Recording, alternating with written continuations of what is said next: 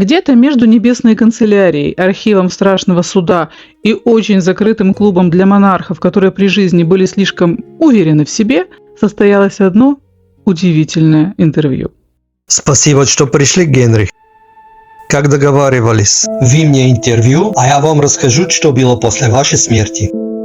Тибо, скажи, я ведь все-таки оставил после себя великого наследника? Все это было не зря? Не зря, Генрих. Вы оставили после себя Англии величайшего правителя, падение испанской армады, начало морского величия Англии, целую эпоху назовут его именем. Эдуард, мой мальчик! Я знал! Значит, не напрасно я прошел через эти испытания, не напрасно Англия дрожала от моих решений. У меня остался сын! Эдуард правил всего 6 лет после вашего ухода. И за 6 лет он успел сделать Англию великой? Вот это масштаб! Это был не он. Не он? Тогда кто? Мария? Католичка Мария? Генрих, вы сами в это верите?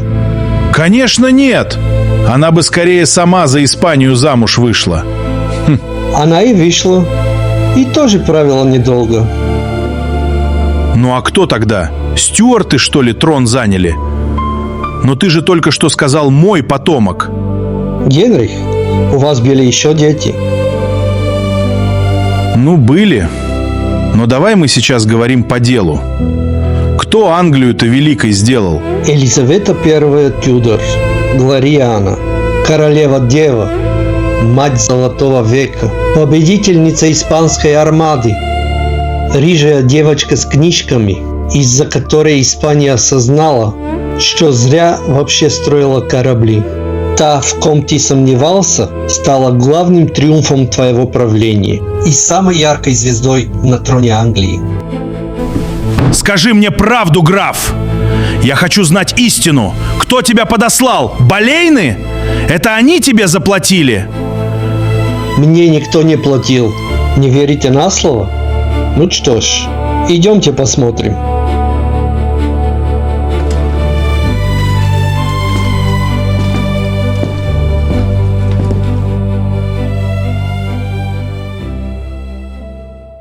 С 7 сентября 1533 года в королевских покоях Гринвича раздался крик новорожденного, громкий, требовательный, словно сразу заявляющий о праве на жизнь. Но вместо радостного звона колоколов, вместо фанфар и благодарственных молебнов, воздух во дворце словно застыл, и тишина эта была тяжелее крика. Потому что этот крик ждали, очень ждали, только вот ждали не ее, ждали мальчика, наследника, будущего короля, ради которого отец перевернул страну, разорвал отношения с Римом и пошел против всего христианского мира.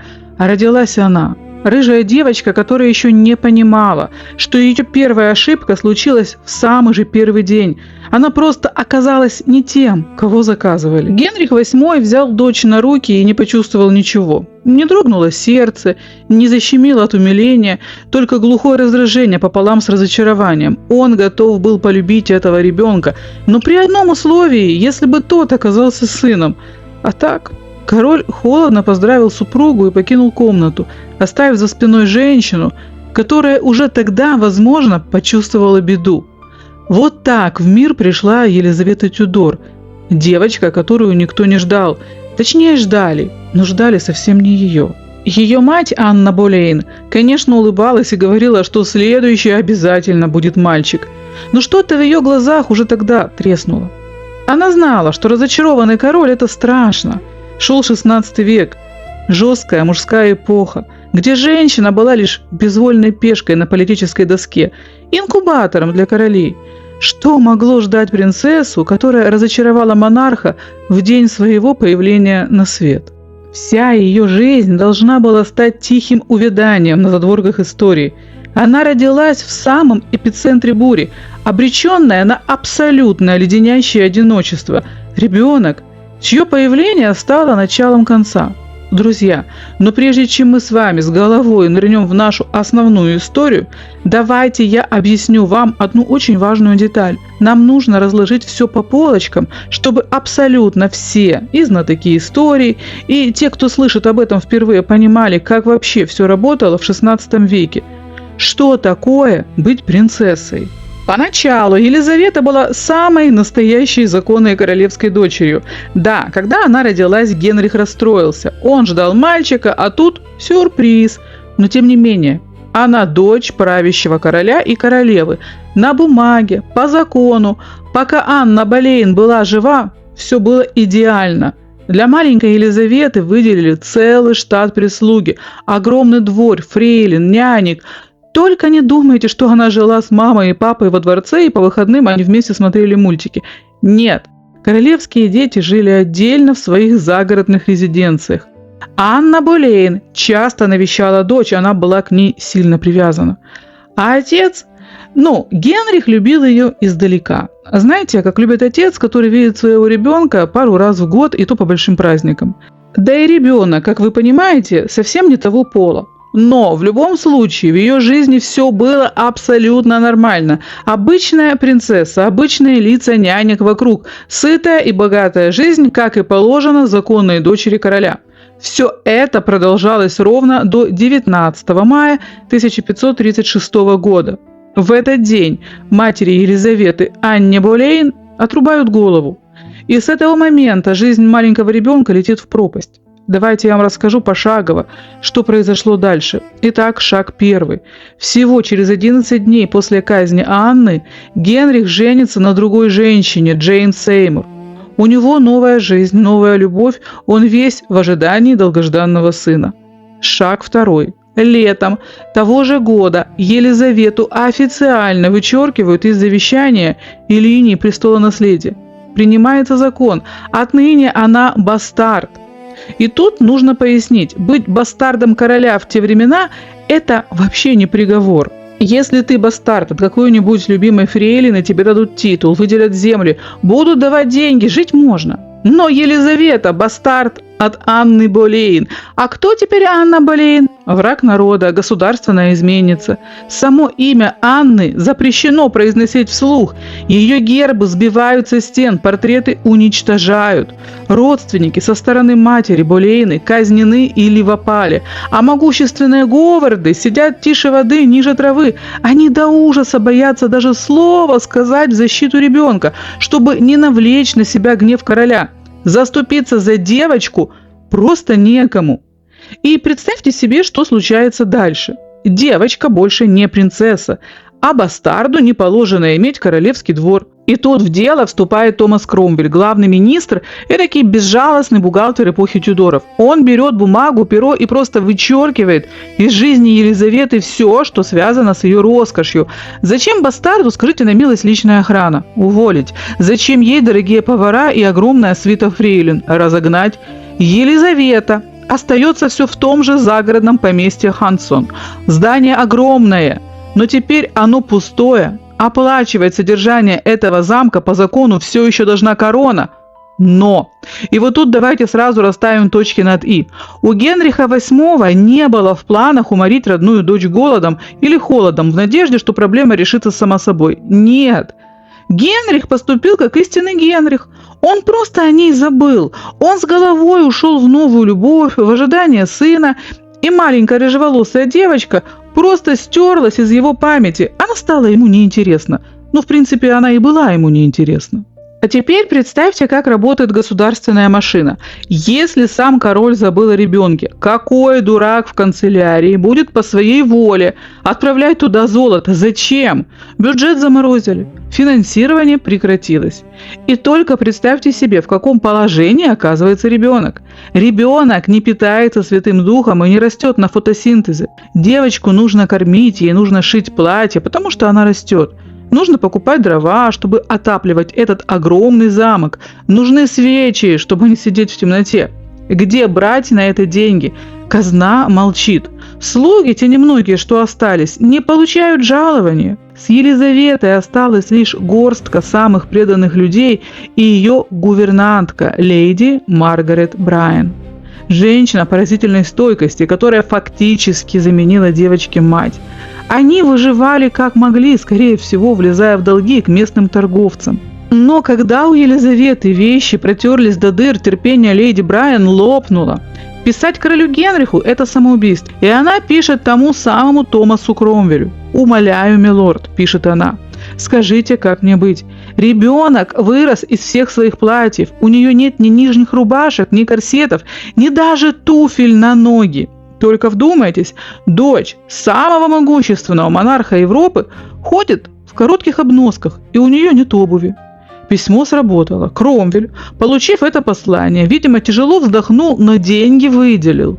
Слава богу, бюрократия со скрипом повернулась. Елизавете прислали ткани, ей сшили новое платье и, о чудо, купили новые туфли. Физически она была спасена. Но, друзья мои, не думайте, что после этого жизнь наладилась. Следующие 1,5 года это была жизнь на пороховой бочке. Как она жила? Как мышка под веником. Это была жизнь в режиме невидимости. Гувернантка учила ее главному: сиди тихо, не привлекай внимания, не требуй ничего лишнего. Каждый кусок мяса на столе, каждое новое полено в камине зависело от того, вспомнят ли о ней клерки в Лондоне. Елизавета, будучи совсем крохой, уже впитывала этот животный страх и понимание того, что ее благополучие висит на волоске. Так выковывался характер той, что однажды поставит на колени всю Европу. И вот, друзья мои, наступает октябрь 1537 года. Над Лондоном, над Темзой, над всей Англией разносится оглушительный ликующий звон колоколов. В воздух летят чепчики, на улицах бесплатно раздают вино. Случилось невероятное. Третья жена короля, тихая Джейн Сеймур, сделала то, чего не смогли сделать ни испанская принцесса, ни амбициозная Анна Болейн. Она родила Генриху VIII сына, принца Эдуарда. Король был вне себя от счастья.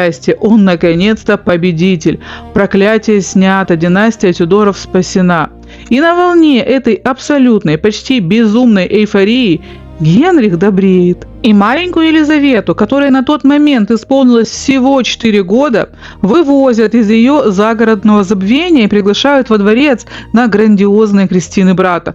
Только представьте эту картину. Роскошная процессия. Идет старшая сестра Мария. Идут знатнейшие лорды королевства. И среди них крошечная Елизавета. Ей доверили очень важную роль. Она несла крестильную рубашку принца Крижму. Но девочка была еще слишком мала, 4-летний ребенок просто физически не мог поспевать за торжественным, размеренным шагом взрослых лордов. И тогда ее берут на руки. И кто же несет маленькую Елизавету всю церемонию? Один из самых красивых, амбициозных и опасных мужчин при дворе. Брат королевы, блистательный Томас Сеймур. Да-да, тот самый Томас Сеймур, с которым нашей Елизавете еще предстоит встретиться через несколько лет, при совершенно иных, невероятно пикантных и скандальных обстоятельствах. Но это, друзья мои, уже совсем другая история. Друзья, мы не будем сейчас дотягивать эту историю и разбирать детство Елизаветы на атомы и рассказывать, в каком году она выучила латынь, а в каком греческий. Оставим это проходящим мимо историкам с моноклями, которые обязательно фыркнут в комментариях. Нам с вами нужно понять главное, как именно ковался характер будущей великой королевы.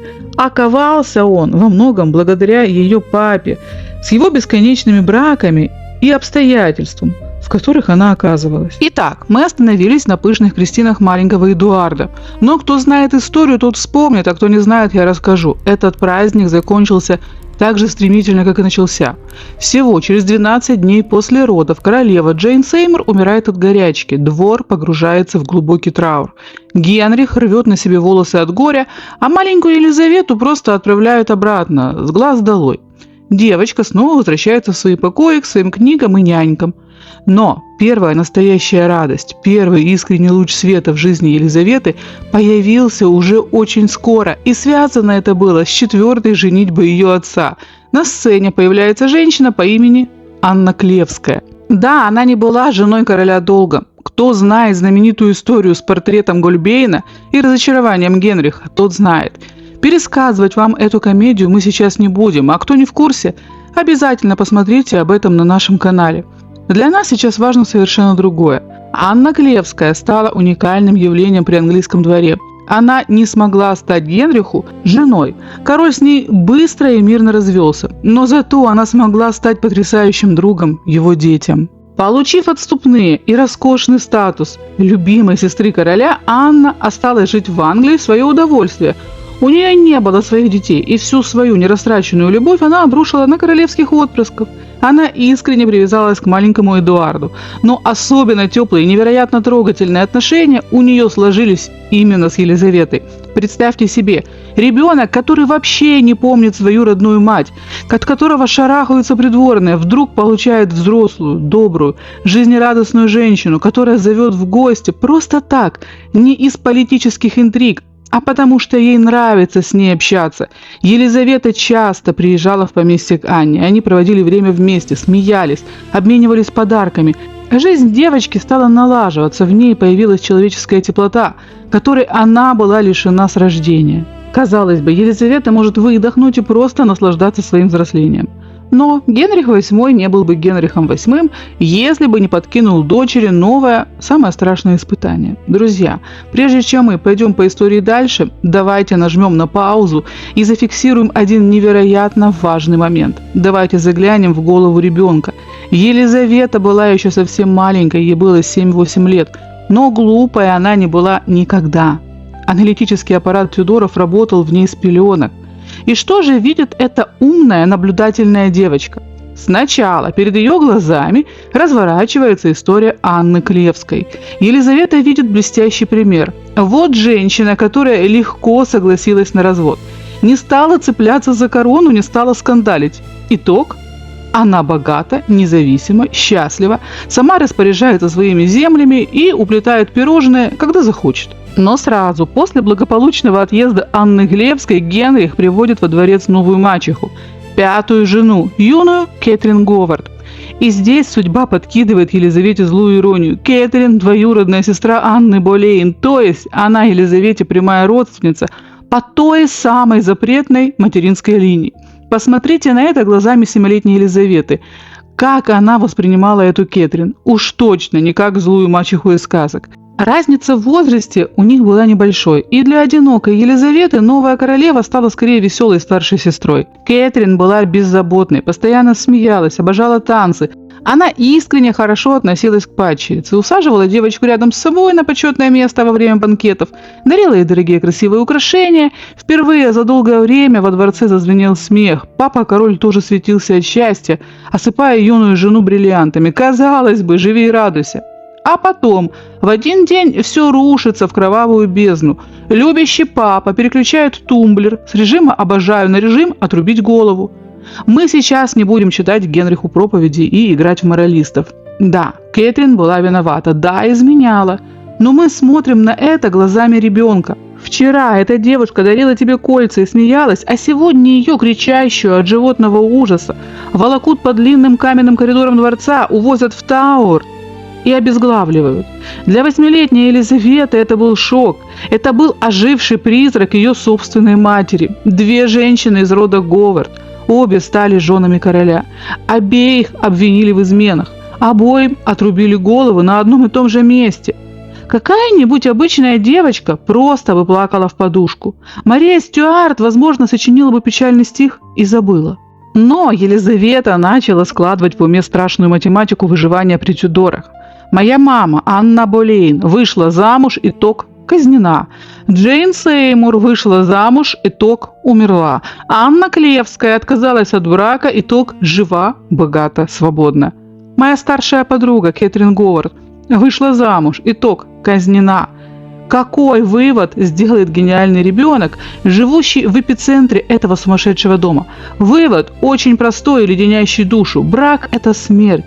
Мужчина может клясться тебе в любви, дарить дворцы, но в любую секунду он может отправить тебя на плаху просто потому, что у него испортилось настроение. И вот представьте себе эту картину. В те самые дни, когда двор гудел от сплетен, а над Тауэром еще витал ужас от казни Кэтрин Говард, Елизавета гуляет по саду.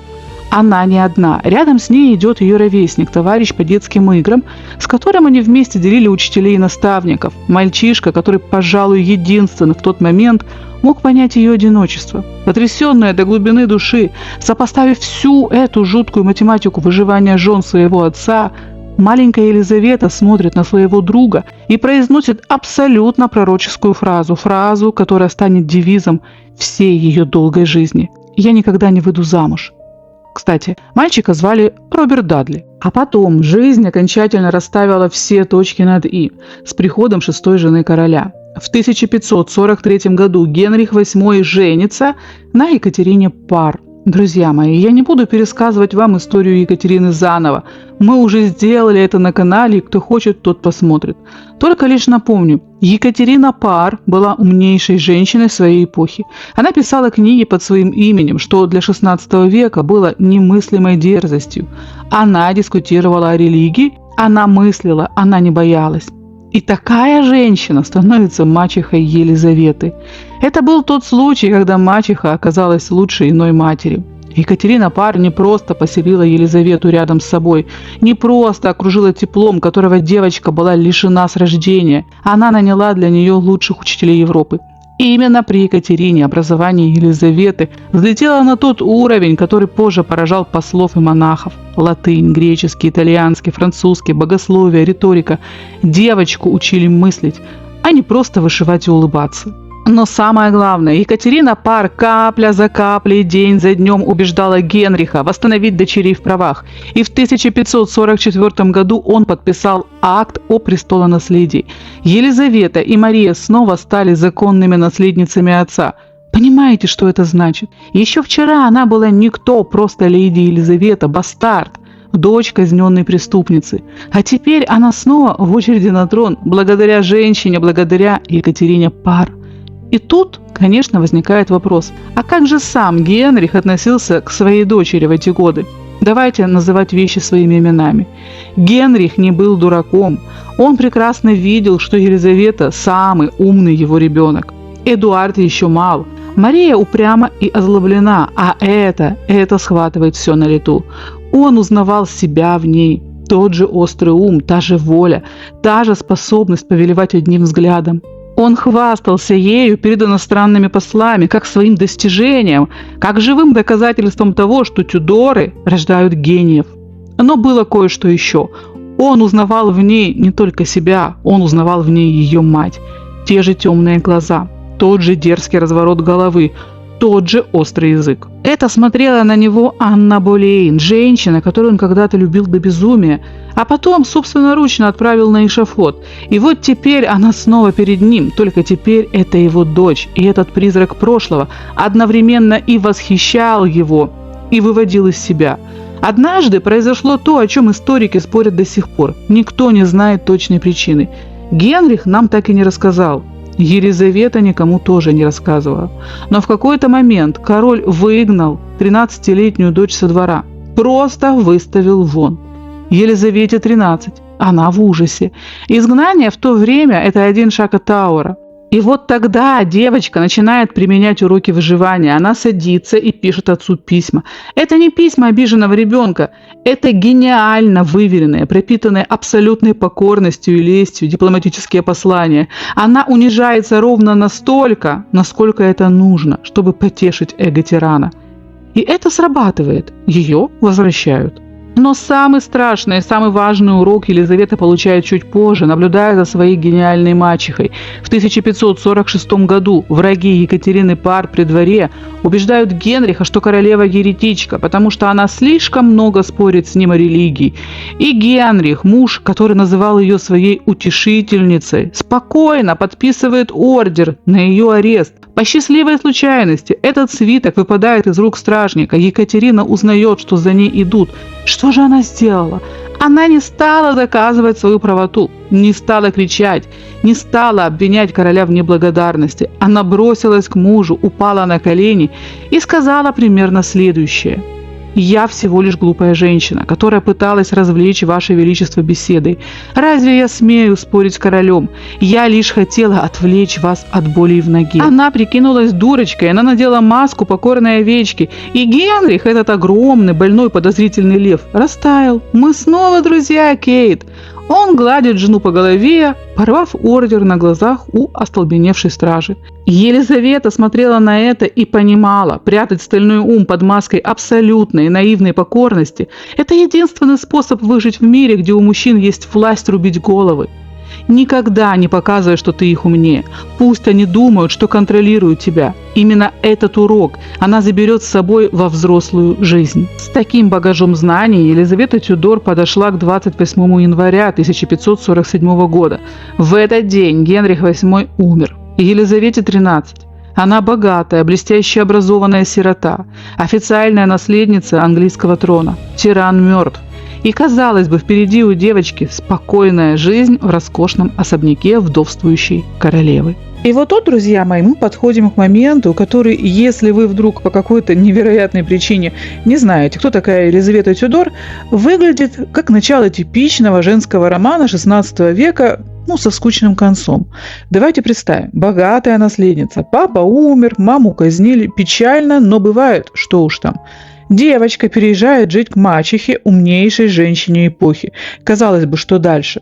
А дальше нафталин, моль, вышивка крестиком, бесконечные походы в церковь, скучные разговоры у камина про погоду и цены на шерсть. Замужество за каким-нибудь почтенным лордом, у которого 3 поместья, подагра и унылое лицо. Бесконечные роды, 1 ребенок, 2, 3, но это если повезет. Если повезет, дожила до старости и тихо скончалась в своей постели, а если не повезет, умерла, рожая первого. Собственно, на этом история и могла бы закончиться. Типичная судьба женщины XVI века. Родилась, вышла замуж, родила, умерла. Финал, занавес. И пыль на учебниках истории. Но мы имеем дело с Елизаветой Тюдор. А это значит, что в ее жилах течет кровь Анны Болейн, женщины, перевернувшей страну. И кровь Генриха VIII, мужчины, перевернувшего все, до чего дотянулся. Такие люди рождаются редко, очень редко. И нам с вами повезло, что сегодня у нас в меню именно она. Так что нет, скучной истории не будет. Вы, в принципе, и так знаете. Но прежде чем мы начнем рассказ о том, как девочка, которую считали главной неудачей короля, стала величайшим монархом Англии, давайте расставим фигуры на шахматной доске. В принципе, как мы и любим. Потому что Елизавета в 1547 году – это не просто юная сирота с печальными глазами, это шахматный ферзь, который пока стоит в тени, но уже собирает вокруг себя игру. Итак, что ей оставил отец? Генрих VIII при всех его недостатках, которых у него было как у собаки блох, оставил дочери очень приличное наследство. Елизавета получила поместье и земли на 3000 фунтов годового дохода. Для понимания, это были огромные деньги, которые делали ее одной из богатейших наследниц королевства. Плюс драгоценности, плюс права на собственность. Папа, конечно, был чудовищем в семейной жизни, но вот портфолио для дочери собрал очень приличное. Однако Генрих даже из могилы держал дочерей на коротком поводке. Специальным пунктом в завещании он прописал: Елизавета и Мария могут выйти замуж только с одобрения тайного совета. То есть никаких побегов с конюхом, никаких тайных венчаний с симпатичным бароном, никаких «ах, папа, ты ничего не понимаешь». Папа все предусмотрел. Если девочка ослушается и выйдет замуж без разрешения, она теряет права на трон. Вы представляете, какая трагедия? Елизавета наверняка рыдала ночами в подушку, мечтая поскорее оказаться замужем за каким-нибудь шотландским горцем с немытыми коленями, графом Ботвеллом, например, или за лордом Дарли. Ой, простите, это из другой истории, я перепутала, прошу прощения. Нет, серьезно. Генрих, сам того не подозревая, подарил дочери лучший предлог для безбрачия, который только можно было придумать. И я бы и рада замуж, но папа запретил. Гениальная формула, которая пригодится Елизавете позже. Итак, запишем. Елизавета Тюдор, 14 лет. Третья в очереди на трон после Эдуарда и Марии. Да, третья. Это вроде бы далеко. У Эдуарда все впереди. Мария тоже молода, но третья в очереди на английский престол. За ее спиной состояние, земли, лучшие учителя Европы, блестящее образование, умнейшая мачеха, которая в ней души не чает. Она живет в доме, где ведутся ученые беседы, где ценят ум, где она чувствует себя в абсолютной безопасности. Это, пожалуй, самый счастливый период ее жизни. Тихий, спокойный, полный книг и заботы, идиллия. Но только представьте себе, сколько хищных, масляных взглядов в этот момент обратилось в ее сторону. Она ходячая мечта, невероятный джекпот для любого амбициозного вельможи. Ведь тот, кто сможет обойти тайный совет и затащить эту девочку под венец, получит не только ее земли и 1000 фунтов, но и билет в первый ряд к английскому престолу. Генрих умер, и сезон охоты на Елизавету Тюдор был официально открыт. И первый, самый наглый охотник уже стоял у дверей мачехиного дома, ослепительно улыбаясь. Друзья мои, но прежде чем мы пойдем дальше, я хочу сказать вам одну очень важную личную вещь. Скажу честно, мне до зубовного скрежета надоела сухая политика. Да, вы абсолютно правы, если скажете, что Елизавета – это политик до мозга костей. Ее имя – это вообще синоним слова «политика». Мы с вами уже убедились в этом, когда разбирали историю Марии Стюарт. Елизавета гениально играла на мировой шахматной доске. Но знаете что? Давайте прямо сейчас возьмем и выбросим к черту собачьему весь этот исторический нафталин. Давайте забудем про выдуманный стерильный пиар-образ королевы-девственницы. Я в этот бред не верила никогда и никогда не поверю. И давайте навсегда оставим в покое клише про бесчувственную железную леди. Под всеми этими тугими корсетами, тяжелой парчой и километрами жемчуга билось сердце настоящей Тюдор. Да, она была просто самым умным Тюдором во всей своей династии. Но прежде всего она была живой женщиной, в венах которой кипела горячая кровь Генриха VIII и безумная, дерзкая страсть Анны Болейн. Наша Елизавета обожала мужчин. Она обожала изящный флирт, обожала танцевать до упаду, сводить с ума послов и быть в самом эпицентре мужского внимания. У нее была сумасшедшая магнетическая энергетика. И поверьте мне, в жизни Елизаветы настоящей драмы, глубоких болезненных чувств и страсти было куда больше, чем у той же Марии Стюарт с ее хаотичными, простите за прямоту, собачьими свадьбами и импульсивными интрижками. У Елизаветы все было гораздо сложнее, глубже и опаснее. Так что с этой минуты мы отодвинем в сторону скучные дипломатические трактаты, налоги и заседания парламента. Дальше мы будем говорить о Елизавете-женщине, о напуганной принцессе, о великой королеве и, самое главное, о ее любви. Согласны? Отлично. Не согласны? Ну что с вами делать? Я все равно предпочитаю видеть Елизавету такой, потому что женщина, которая смеялась, танцевала, флиртовала и разбивала сердца, она мне ближе, чем бронзовый памятник с печатью девственности на лбу. И я уверена, настоящая Елизавета была именно такой. А теперь к делу. Друзья мои, прежде чем мы продолжим, давайте поставим себя на место этой девочки. Вам 13. Вы подросток, причем подросток, которого никто никогда не любил просто так. Просто за то, что вы есть. Ваша мать умерла на эшафоте, когда вам не было и 3. Отца вы боялись и обожали одновременно. И всю свою короткую жизнь доказывали ему, что вы достойны. Вы зубрили латынь до рези в глазах, вы учили греческий, итальянский, французский, богословие, риторику. Не потому, что вам это было безумно интересно, а потому, что где-то в глубине души теплилась надежда. Он заметит, он увидит, что вы не ошибка, что вы та самая дочь, которой можно гордиться. И вот он умирает. Вы сирота, одинокая, напуганная, но при этом с огромной дырой в груди, которая отчаянно требует любви и признания. И в этот самый момент слабости, буквально через пару недель после похорон, в ваши покои тайком приносят письмо. Вы ломаете печать, разворачиваете бумагу и... Там предложение руки и сердца. И от кого? От Томаса Сеймура. Давайте переведем это на понятный язык. Представьте, что вам 13 лет, и вам пишет главный кумир миллионов, рок-звезда, самый красивый, блестящий и опасный мужчина в стране. Мужчина, по которому сохнут все фрейлины. И он пишет, что хочет только вас. Да, любая другая девочка на ее месте завизжала бы от восторга. Она тут же написала бы ответ: «Да, спаси меня, увези меня». Те самые бабочки в животе наверняка устроили в этот момент в душе Елизаветы настоящее торнадо. Она смотрела на эти строчки и, как любой подросток, думала: неужели я настолько особенная? Неужели он влюбился именно в меня? Но вот тут-то и проявляется ее кровь.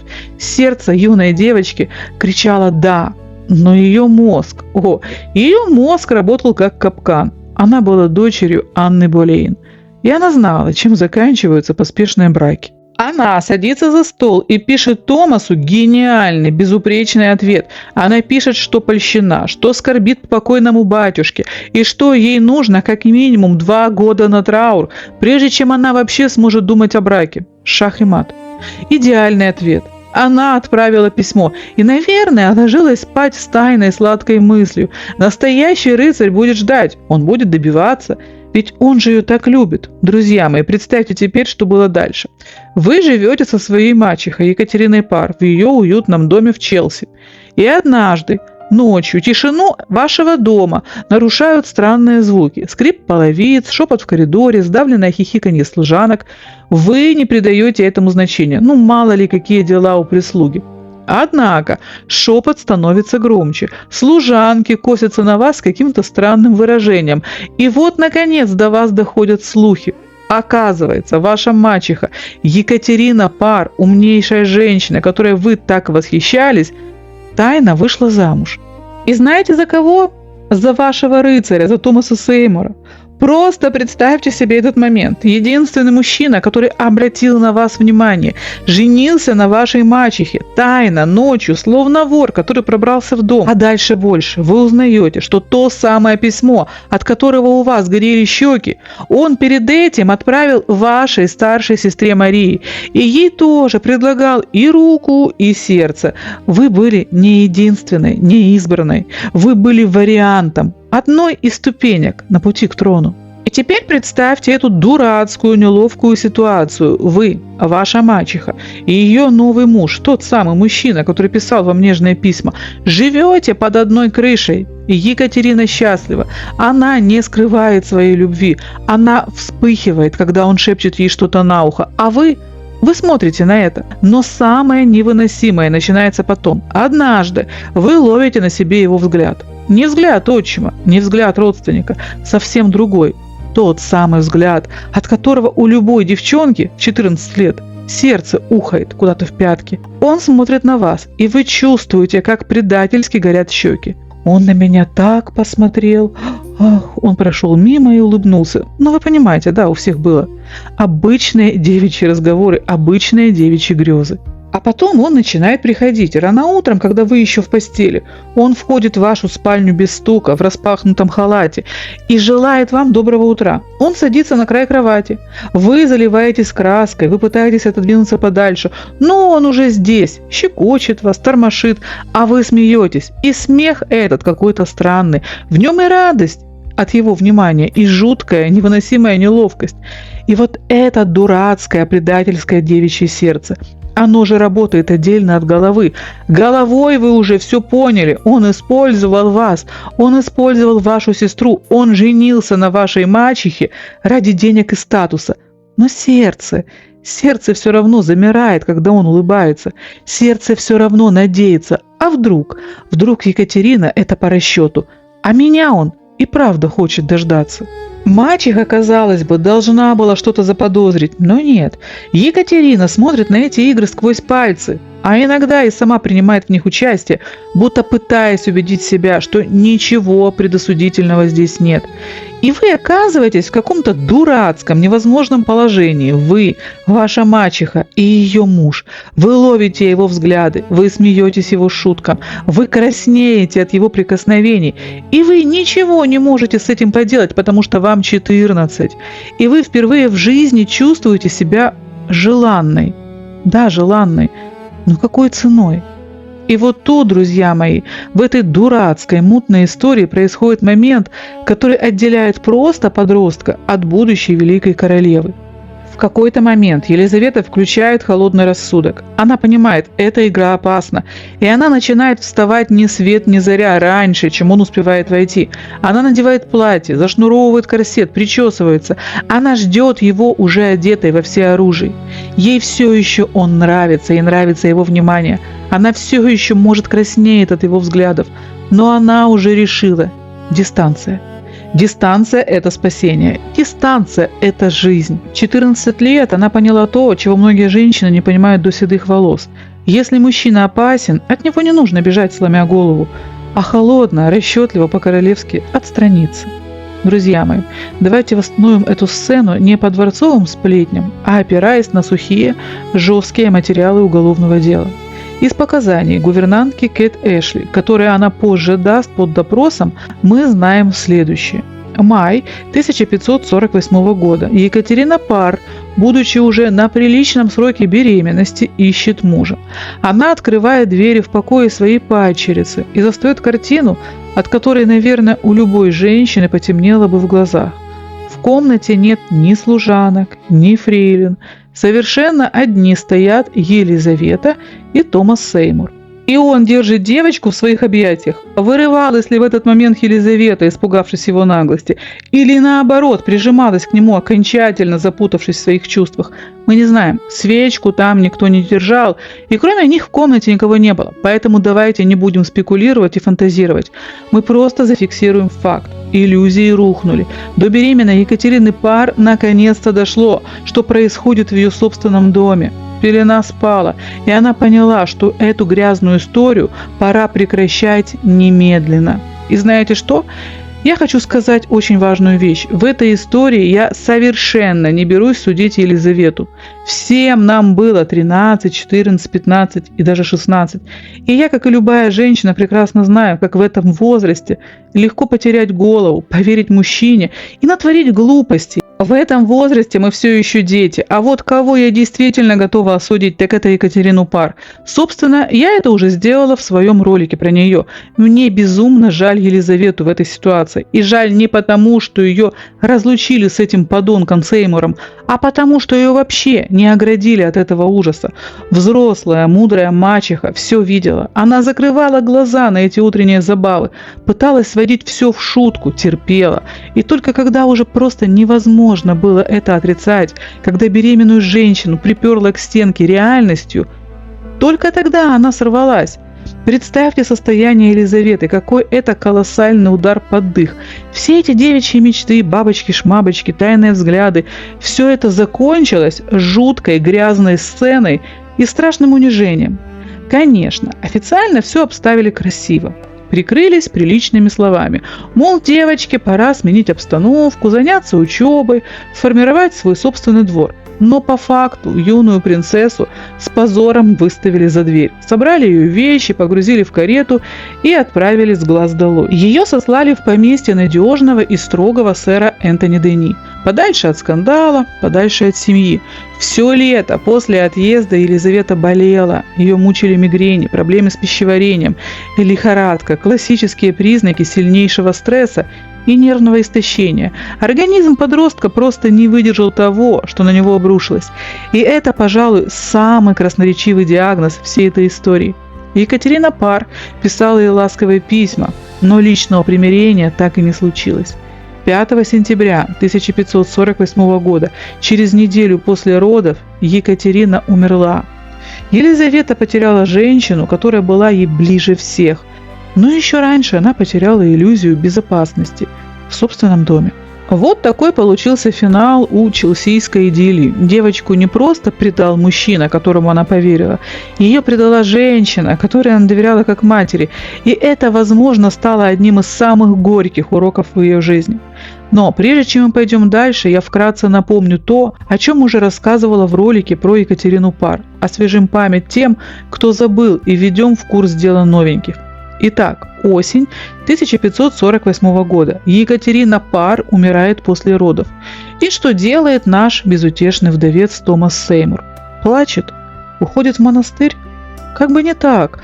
он тут же, пока тело жены еще не остыло, начинает снова свататься к 15-летней Елизавете.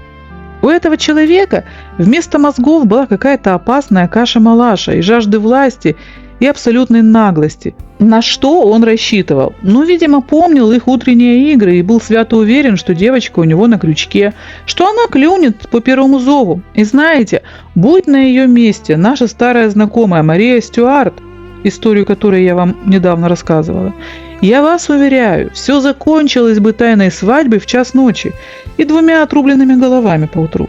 Мария бы точно прыгнула в этот омут. Но перед нами Елизавета. Да, она все еще очень молода. Да, девичье сердце внутри нее предательски дрогнуло. Позже на допросах слуги будут рассказывать, что, получая письма от Сеймура, она краснела, улыбалась и тяжело вздыхала. Но именно в этот момент щелк. В этой влюбленной девочке просыпается гениальный политик. Да, мы обещали не говорить о политике, но здесь без нее никак, потому что именно холодный расчет спас ей жизнь. Елизавета бьет Сеймура по рукам. Она отказывает ему в тайном браке и отвечает жестко: «Хочешь жениться? Иди к лордам в тайный совет и проси официального разрешения». Она больше не принимает его ухаживаний напрямую.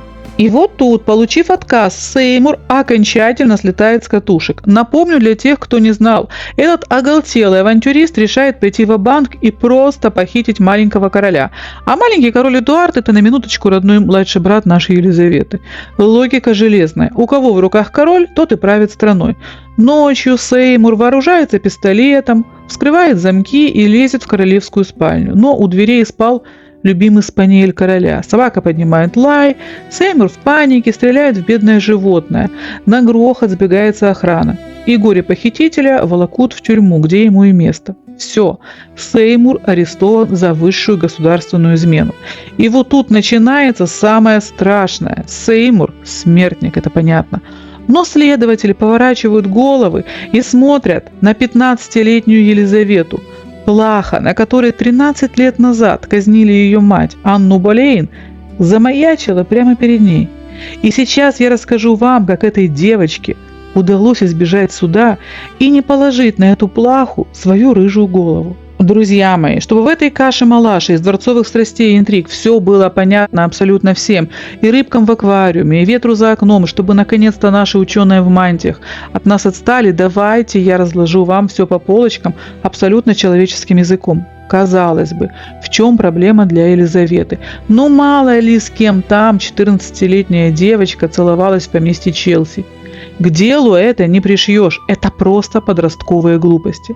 Но в XVI веке все было намного страшнее и тоньше. Давайте вспомним завещание папочки Генриха. По закону принцесса крови не имела права выйти замуж без официального разрешения лордов из тайного совета. Почему? Потому что муж принцессы автоматически получает право претендовать на трон Англии. Поэтому любой тайный брак, любая тайная помолвка, даже просто прошептанная в темноте «да» без ведома лордов, приравнивалась к высшей государственной измене. И вот теперь представьте картину. Этого придурка Сеймура ловят ночью с пистолетом у спальни маленького короля Эдуарда. Государственный переворот налицо. Но следователи в Тюдоровской Англии свой хлеб ели не зря. Они начинают раскручивать этот клубок, кто за ним стоит, кто его финансировал, какие еще у него были планы. И тут все синхронно вспоминают: погодите-ка, а ведь этот полуумный адмирал в последнее время уж очень часто околачивался вокруг юной Елизаветы, жил с ней под одной крышей. А не планировал ли он тайно на ней жениться, чтобы на законных основаниях сесть на трон? Вдруг она тоже в доле, вдруг она дала ему свое согласие. Как это проверить? Елизавета сидит у себя в поместье. Саму принцессу просто так в пыточную не потащишь. Зато она окружена свитой. Значит, кого мы допрашиваем? Правильно, слуг. Следователи вызывают в Тауэр двух самых близких к Елизавете людей. Ее любимую гувернантку Кэт Эшли и ее казначея Томаса Перри. И вот тут начинается катастрофа. Эти двое просто от животного страха перед пытками начинают петь слаще соловьев. Они вываливают следствию вообще все. Они рассказывают то, о чем их даже не просили. Да, письма писал. Да, по утрам в спальню заходил. Да, щекотал, платье резал. Да, Екатерина Пар застукала их в объятиях. А казначей еще и добавил, что Сеймур тайно выспрашивал, сколько у принцессы денег и земель. Вот так из-за болтливых слуг на руках у следствия оказался полный убийственный компромат.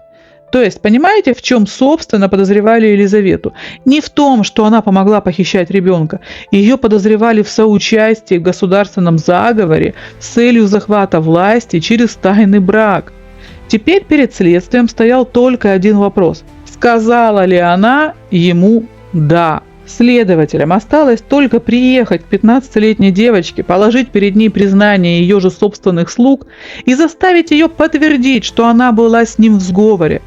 Одно неправильное слово, одна истерика, одно признание в чувствах, и юная Елизавета отправилась бы прямиком на ту самую плаху, на которой 13 лет назад отрубили голову ее матери, Анне Болейн. Итак, представьте себе картину. У следствия на руках есть все. Подробное, подписанное признание любимой гувернантки и казначея.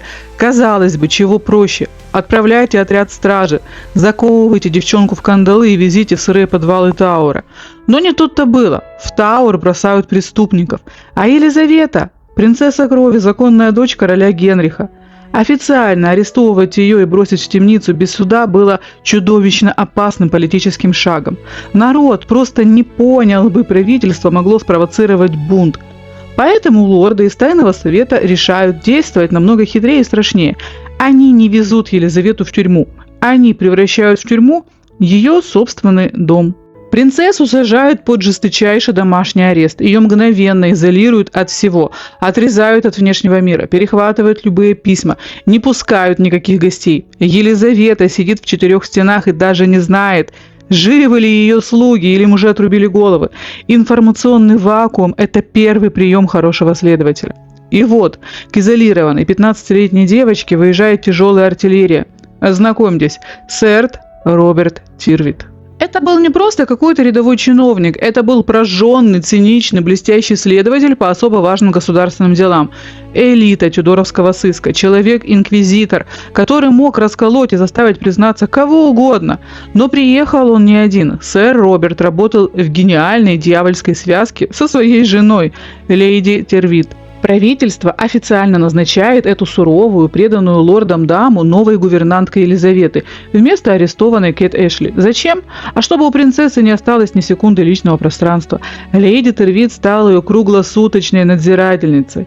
Она находилась с Елизаветой постоянно, следила за каждым вздохом, слушала, что девочка бормочет во сне, давила на нее морально и тут же передавала все мужу-следователю. И вот представьте, 15-летняя девочка, она абсолютно одна, предана своими людьми, заперта в доме с профессиональным инквизитором и его женой-шпионкой. Ловушка захлопнулась. И вот в таких условиях начинается настоящий изматывающий допрос. То, как повела себя Елизавета в следующие несколько недель, это просто абсолютный эталонный учебник по даче показаний, который впору преподавать в юридических академиях.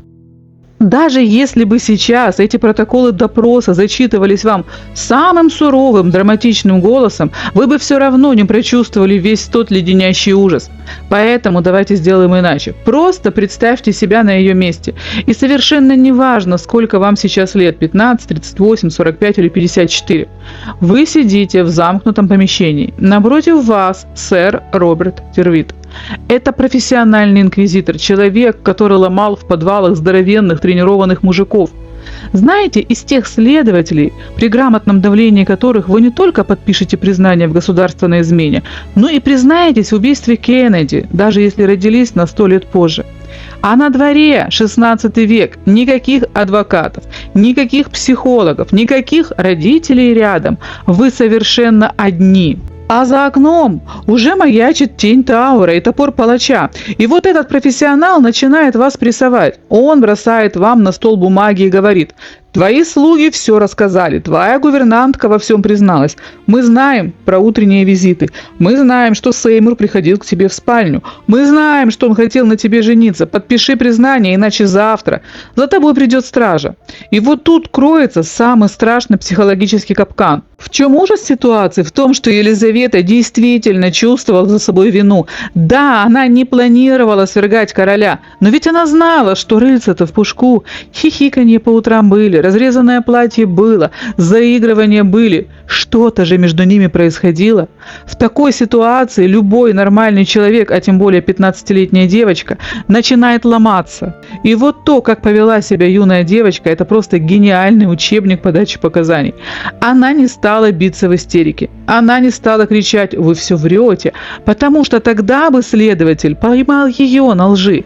Она выбрала идеальную линию защиты – признавать факты, но намертво отрицать намерения. Тервит давит на нее часами, а 15-летний подросток смотрит на него немигающим взглядом и отвечает абсолютно ровным ледяным голосом. Да, письма были, да, он приходил, да, мы общались, но я никогда не давала согласия на брак. Я знаю закон моего отца, я верна корона. А если мои слуги говорят обратное, значит, они лгут. Или вы выбили из них это под пытками. Она защищалась так грамотно, вверяя каждое слово, что опытный следователь просто начал сходить с ума от бессилия. Вы только послушайте, какие письма этот грозный инквизитор в отчаянии строчил лордам в Лондон. Это просто крик души побитого профессионала. Я вижу в ее лице только твердую решимость. У нее очень хороший ум, и от нее ничего не добьешься без большой хитрости. Она ни разу не сбилась и не изменила своих показаний. Я уверен, что между ней и ее слугами есть тайный договор ничего не рассказывать, но я не могу ее расколоть. Вы представьте силу воли этого ребенка. Следователь давил на нее почти месяц. Месяц ежедневного психологического ада, шантажа и угроз. А она не дрогнула. Она словно канатоходец над пропастью прошла по этой тончайшей грани, не позволив ни одному лишнему слову сорваться с губ. Друзья мои, а теперь самое важное. Момент, который мы просто не имеем права пропускать. Сейчас вы увидите всю красоту игры Елизаветы и поймете, с какими матерыми хищниками ей приходилось биться в свои 15 лет. Давайте посмотрим на ситуацию сверху, чтобы все окончательно встало на свои места. Кто у нас правит Англией? Официально маленький мальчик, король Эдуард VI. Но по факту страной железной рукой рулил его дядя, лорд-протектор. И зовут этого дядю Эдуард Сеймур. Это родной старший брат нашего полуумного Ромео, Томаса Сеймура. И между этими двумя братьями шла дикая, грызущая война за власть. Младший завидовал старшему, старший ненавидел амбиции младшего. Высокие, так сказать, семейные отношения. И вот старший брат, поймав младшего на попытке переворота, решает под шумок зачистить политическое поле. Зачем ему было избавляться от Елизаветы? Да потому что она Тюдор. Она наследница престола. Пока она жива и имеет безупречную репутацию, любой амбициозный лорд может жениться на ней и попытаться свергнуть Эдуарда Сеймура. Для него Елизавета была не девочкой-подростком, а ходячей политической бомбой. Поэтому Эдуард Сеймур и натравливал на нее своих следователей. Но, как мы уже знаем, 15-летняя девочка оказалась им не по зубам. Она не сломалась, не дала показаний, юридически ее прижать не удалось. И тогда лорды решают действовать омерзительно грязно. Включается черный пиар 16 века. Интернета и телеграм-каналов тогда не было, поэтому роль желтой прессы выполняли лондонские кабаки и таверны. По всему городу намеренно запускают шепоток. А принцесса-то наша Елизавета беременна от изменника Томаса Сеймура. Зачем убивать репутацию? Объясняю по-житейски. Если принцессу нельзя казнить по закону, сделайте из нее падшую женщину. Принцесса с бастардом от государственного преступника – это политический труп. Ни один уважающий себя лорд за ней не пойдет. Народ отвернется, ее вычеркнут из очереди на престол за аморальное поведение. Все, угроза устранена, дешево и сердито. И вот этот слух долетает до Елизаветы. Как бы отреагировала обычная девушка? Забилась бы в угол, устроила бы истерику, плакала бы в подушку или просто сделала вид, что ничего не происходит, мол, поговорят и забудут. Но это Елизавета. В ней просыпается ярость ее папеньки Генриха VIII. Она берет перо и пишет лордам такое письмо, от которого у них просто затряслись поджилки. Она не оправдывается, она нападает. Она пишет старшему, Сеймуру. До меня дошли слухи, порочащие мою честь. Как вы смеете допускать, чтобы о дочери короля шептались в кабаках? Я требую немедленно выпустить официальную королевскую прокламацию на всю страну, которая опровергнет эту грязную ложь, и наказать тех, кто это распускает. Почему это письмо было таким опасным для лордов и почему она их переиграла? Потому что она загнала их в ловушку их же собственных законов. Понимаете, она потребовала защиты не как слабая женщина, а как принцесса крови. И у лордов был выбор без выбора. Если они отказываются выпускать прокламацию, значит правительство открыто плюет на честь сестры правящего короля. Это скандал, за который можно лишиться головы. Если они выпускают прокламацию, они своими же руками официально на всю Англию признают Елизавету абсолютно чистой и невиновной. Шах и мат. 15-летний подросток уделал все правительство Англии. Им пришлось пойти на попятную и выпустить опровержение. Ну и, само собой, отстать от Елизаветы. Ну что же, давайте поставим финальную, жирную и очень драматичную точку в истории с Томасом Сеймуром. Итак, Елизавета блестяще отбила все атаки следователя и сохранила свою голову. А вот Томасу повезло меньше. 20 марта 1549 года Томаса Сеймура выводят на эшафот на Тауэрском холме. И знаете, кто подписал ему смертный приговор? Да, его родной старший брат, лорд-протектор. В семье Тюдоров и Сеймуров братская любовь всегда заканчивалась там, где начиналась борьба за трон. Томасу отрубили голову, игра престолов для него закончилась. И вот гонец скачет к 15-летней Елизавете и сообщает ей эту новость. «Ваше Величество, лорд-адмирал Томас Сеймур казнен». Просто представьте этот момент. Умер человек, который был ее первой, пусть и токсичной любовью. Человек, от шагов которого она просыпалась по утрам. Человек, из-за которого она пережила ад допросов и едва сама не оказалась на плахе. Что вы ждете? Слез? Истерики? Того, что она упадет в обморок? Елизавета сидит с абсолютно каменным, непроницаемым лицом. Ни один мускул не дрогнул. Она смотрит на гонца ледяным взглядом и произносит фразу, которая навсегда войдет в историю. Сегодня умер человек, у которого было очень много ума, но совершенно не было благоразумия. Вдумайтесь в эти слова. В них нет ни грамма девичьей скорби. Это слова неубитой горем возлюбленной. Это слова безжалостного политического аналитика. Она оценила мертвого Сеймура не как мужчину, а как проигравшего игрока. А закрылась ли для нее эта история? Физически да. Сеймур был мертв, лорды от нее отстали, и она смогла вернуться к тихой жизни, посвятив себя учебе. Но психологически эта история не закроется для нее до конца ее дней. Именно там, во время допросов и после казни Сеймура, умерла та самая недолюбленная девочка, которая жаждала мужского внимания. И родилась Железная Елизавета, будущая королева-девственница.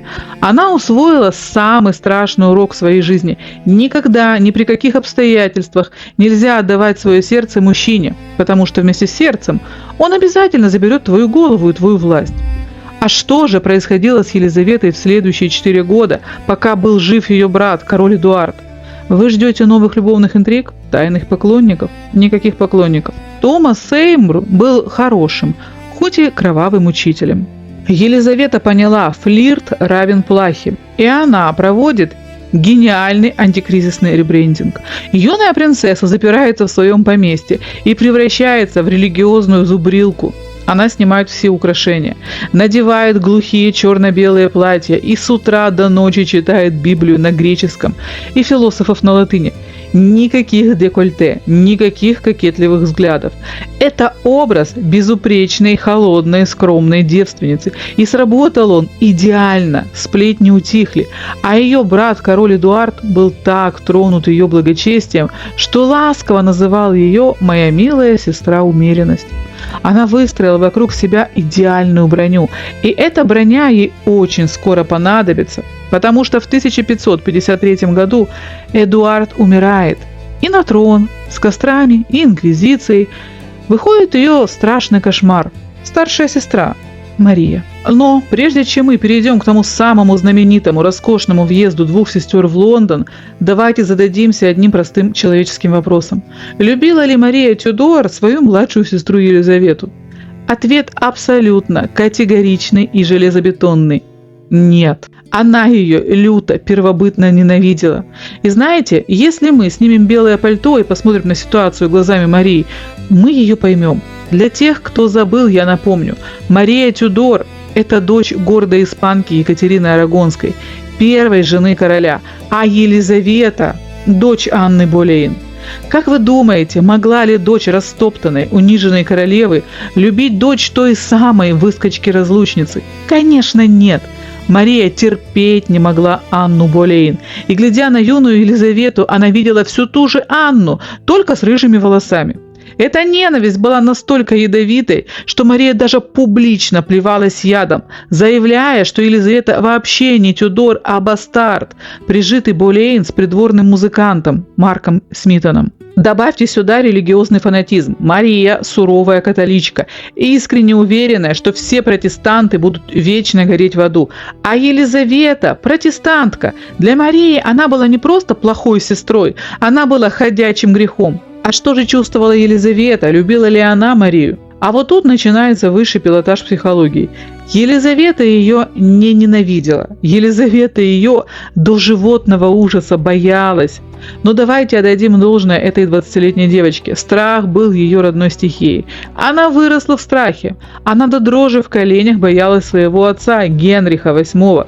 Она боялась интриганов вокруг. Она выучила главное правило выживания при дворе. Если ты хочешь жить, играй по правилам хищника, улыбайся и лицемерь. И Елизавета подстраивается. Она становится гениальной актрисой. И вот теперь представьте этот исторический кадр. Лето 1553 года. Я не буду вам сейчас пересказывать, как Мария Тюдор разгромила клан Дадли и свергла 9-дневную королеву. Об этом мы уже очень подробно говорили в другом ролике. Давайте просто зафиксируем факт. Мария победила. Она новая королева Англии. И по всему Лондону, всей Европе нужно показать красивую картинку. Тюдоры едины. В ворота Лондона торжественно въезжают две женщины. 37-летняя измученная, рано постаревшая Мария и 20-летняя свежая, сияющая здоровьем Елизавета. Они едут рядом на великолепных конях. На них роскошное бархатное платье. Они машут толпе, они улыбаются друг другу. Две сестрички, идиллия, народ рыдает от счастья. Граф Тибо снимает шляпу, а маркиз Пюре пускает слезу умиления. Но мы-то с вами теперь знаем правду. Запомните раз и навсегда, это был самый грандиозный, самый фальшивый спектакль 16 века. Под этими тяжелыми бархатными нарядами не было ни капли сестринского тепла, не было никаких ночных душевных разговоров. Это ехали две политические фигуры. Мария улыбалась, но внутри у нее кипела черная ненависть к рыжей дочери Болейн. А Елизавета улыбалась, но внутри у нее все сжималось от страха, и она просто гениально отыгрывала свою роль, чтобы сохранить голову на плечах. И именно с этой красивой, лживой картинки мы начинаем наш танец над краю пропасти. Друзья мои, давайте мы сейчас не будем с вами лезть в душные политические дебри, зубрить даты и разбирать трактаты. Я просто покажу вам на одном жизненном примере, в какой адской кузнице ковался тот самый стальной характер Елизаветы. Как она вообще выживала там, где 99% людей просто сошли бы с ума от ужаса. Просто поставьте себя на ее место. Вам 20. Вы с самого детства живете в состоянии хронического стресса. Маме отрубили голову, первую любовь казнили, вы сами чудом избежали плахи. И вот на трон садится ваша старшая сестра, хотя слово «сестра» здесь вообще нужно выкинуть из лексикона. Это не сестра, это ваша главная смертельная конкурентка. Она королева с абсолютной властью. И она фанатичная католичка, а вы протестантка. И за вашей спиной стоят все протестанты Англии, для которых вы единственный луч света в темном царстве. И вот Мария Тюдор решает огнем и мечом вернуть всю Англию в лоно католической церкви. И начинает она, естественно, с вас. Она говорит: «Дорогая сестрица, жду тебя завтра на католической мессе». И вот тут перед 20-летней девочкой захлопывается идеальный политический капкан. Что делать? Сценарий первый – сказать: «Нет, я не пойду, я протестантка». Итог: Мария обвинит вас в государственной измене, ереси и отправит на костер или на эшафот. Конец игры. Сценарий второй: послушно пойти, улыбнуться и отстоять службу. Но Елизавета понимает то, чего никогда не понимали другие королевы. Да-да, я снова передаю пламенный привет нашей бесшабашной Марии Стюарт, которая выходила замуж за кого попала, не думая о последствиях. Елизавета знает, если она покорно поедет на мессу, все протестанты Англии решат, что она их предала. Она потеряет свою главную политическую опору. Ситуация патовая. Любой ход ведет к катастрофе. И что делает Елизавета? Она врубает такую гениальную актерскую игру, что голливудские академики должны были бы ей выдать Оскар посмертно. Она включает дипломатию через психосоматику. Когда звонят колокола к мессе, Елизавету внезапно скручивают. «Ох, мой желудок! Я не могу дышать! Несите лекаря! Зовите всех врачей! Я умираю!» Она падает в обморок, рыдает, держится за живот, не встает с постели. Мария шлет к ней шпионов, а те возвращаются и разводят руками. Принцесса лежит зеленая и стонет. Мария, будучи женщиной не глупой, прекрасно понимает, что все эти смертельные болезни шиты белыми нитками. Это откровенный саботаж. И королева включает жесткую силу. Больная, кривая, косая, ты придешь на мессу. И Елизавете приходится прийти. И вот тут начинается мастер-класс по выживанию и пассивной агрессии XVI века. Елизавета не кричит: «Вы меня заставили!» Она не устраивает скандалов.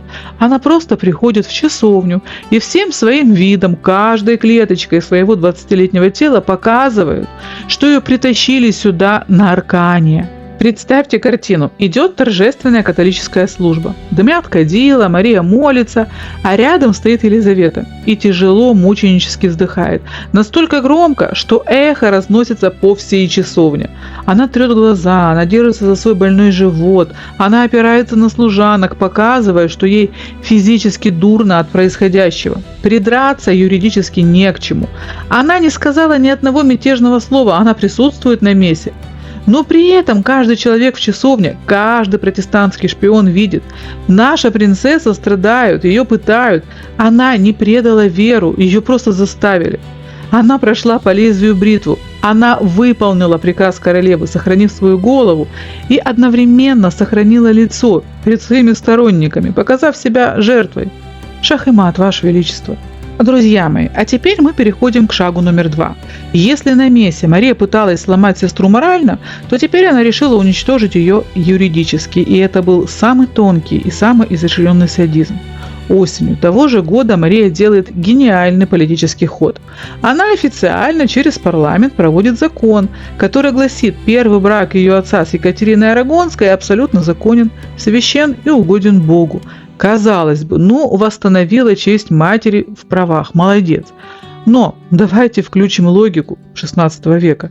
Если брак с первой женой признается единственным законным, то кем автоматически становится вторая жена, Анна Болейн?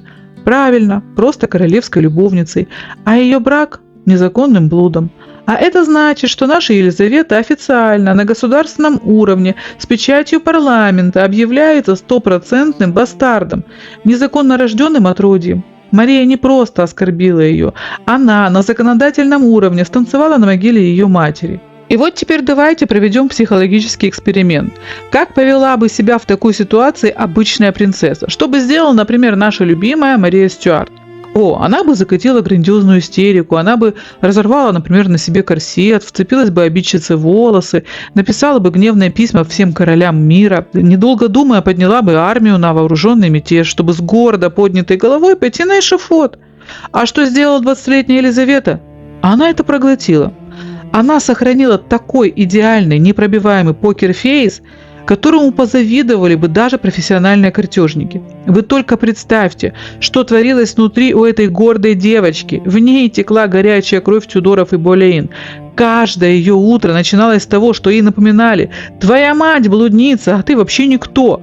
Внутри нее кипела раскаленная лава. Она глотала эти унижения, как бритвенное лезвие, но на лице ее не дрогнул ни один мускул. Она кланялась Марии и продолжала улыбаться. Чего ей стоила эта маска? Седых волос 20 лет, панических атак в одиночестве спальни и абсолютного нервного истощения. Но почему она не сорвалась?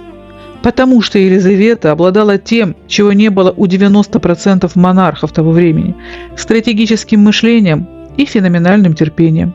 Давайте смотреть правде в глаза. Елизавета была блестяще образована и очень умна. Она смотрела на свою старшую сестру и прекрасно понимала математику жизни. Марии 37. Друзья мои, 37 в 16 веке – это далеко не сегодняшние 37. Учитывая тогдашнюю медицину, постоянные стрессы и букет хронических женских болезней Марии, она выглядела и чувствовала себя как глубокая, измученная старуха. Елизавета смотрела на эту фанатичную, больную, сжигающую себя изнутри женщину и понимала одну простую и очень холодную вещь. Мария – это ненадолго. Ей не нужно было поднимать мятежи, ей не нужно было цепляться Марии в волосы. Ей нужно было просто включить режим энергосбережения и пережить ее, выжить любой ценой, сохранить свою голову на плечах, пока время само не сделает за нее всю грязную работу. Именно поэтому она и проглотила статус бастарда. Елизавета играла в долгую. К зиме 1553 года это был уже не просто дискомфорт, это была реальная осязаемая угроза жизни. Итак, угроза номер 1 – испанский шепоток. Мария собиралась замуж за испанского принца, и при английском дворе появился страшный человек, испанский посол Симон Ренар. Он стал кем-то вроде серого кардинала при Марии Тюдор. И этот испанец, будучи хладнокровным политиком, каждый день капал Марии на мозги. «Ваше Величество, пока ваша сестра жива, ваш трон в опасности. Отрубите ей голову. Нет человека – нет проблем». Елизавета прекрасно знала, что ее смерть уже открыто обсуждают в кулуарах. Угроза номер 2 – жизнь под микроскопом. Елизавета оказалась в центре гигантской паутины. За ней следили круглосуточно. Кто к ней подошел, с кем она поздоровалась, кому она улыбнулась, придворные, желая выслужиться перед Марией, постоянно пытались спровоцировать Елизавету на неосторожное слово. Она жила в состоянии перманентной паранойи. Одно неловкое движение, один перехваченный взгляд – и все, государственная измена. И угроза номер 3 – психологический срыв. Мы уже говорили, что Елизавета держала лицо, но человеческая психика не железная, тем более в 20 лет. От постоянного круглосуточного животного страха у нее начались реальные проблемы со здоровьем. Ее мучили мигрени, она отекала, у нее были нервные срывы. И тогда ее гениальный мозг суперкомпьютера выдает единственное верное решение – бежать. Ей нужно было срочно исчезнуть из поля зрения Марии.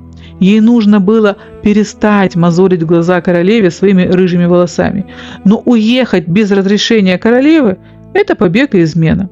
И Елизавета снова устраивает гениальный спектакль, достойный всех театральных премий. Она приходит к Марии, падает перед ней на колени и заливается горючими слезами, умоляя: «Сестра моя, королева моя, дворцовая жизнь меня убивает. Я так слаба здоровьем, мне так плохо. Я не хочу никаких интриг, я просто хочу дышать свежим воздухом. Умоляю, отпусти меня в мое тихое деревенское поместье.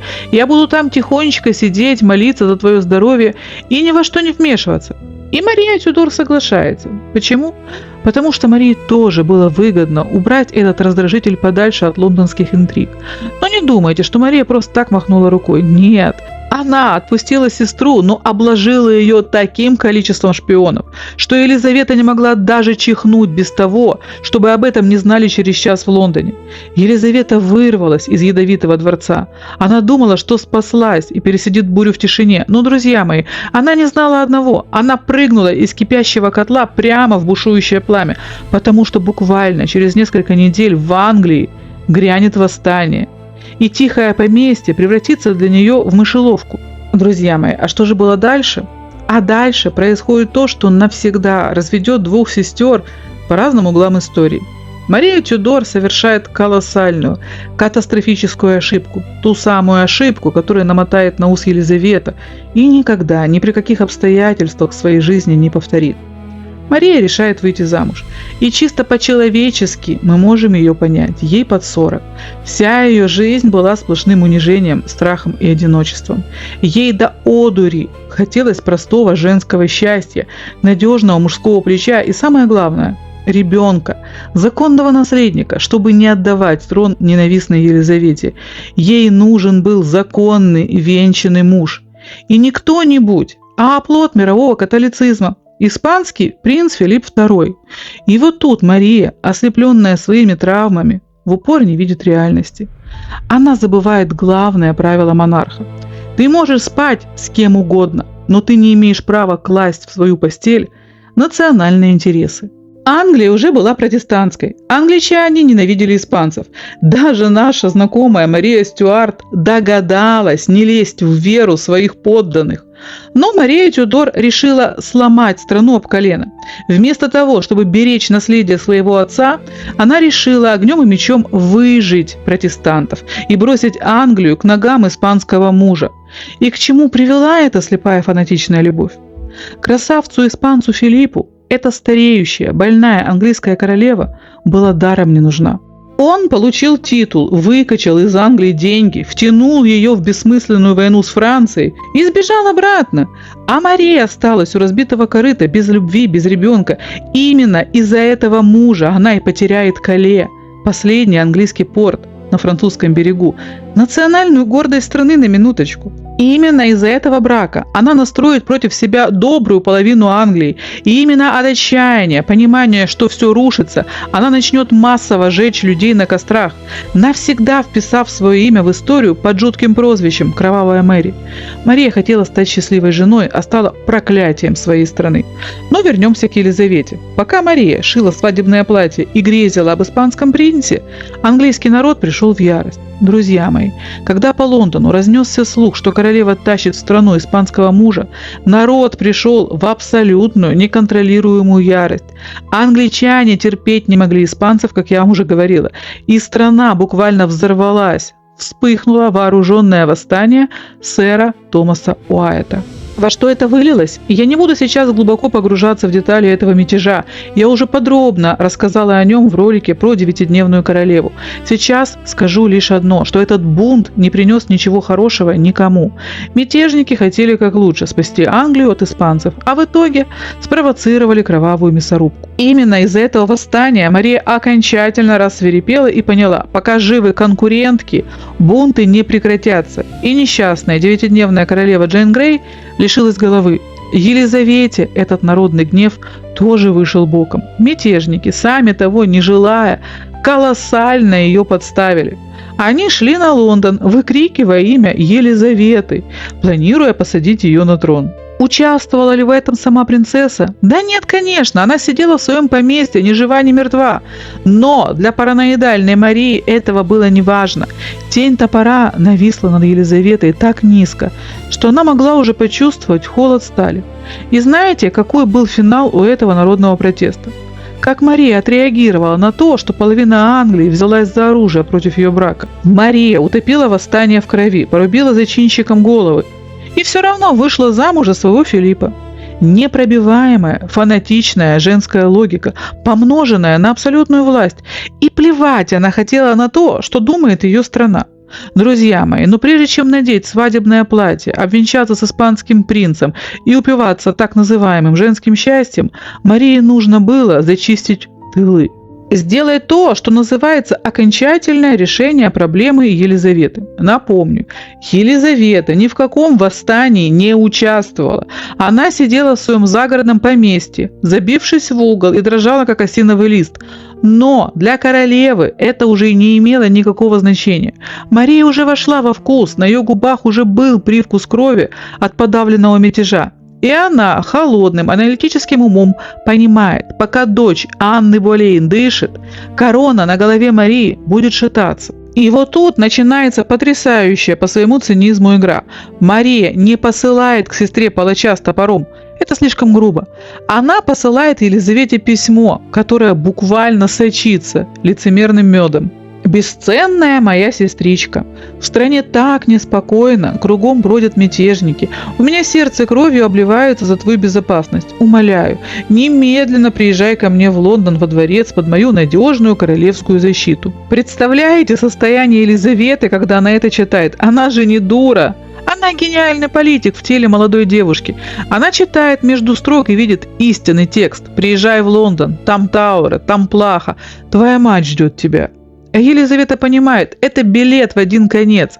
И она выкидывает свой единственный последний козырь. Она ложится в постель и заявляет, что смертельно больна. «О, Ваше Величество, я бы с радостью прилетела на крыльях сестринской любви, но я не могу встать, мое тело опухло, у меня жар, я просто умру в дороге». И знаете, в чем главная фишка этой психосоматики? Елизавета в тот момент действительно была больна.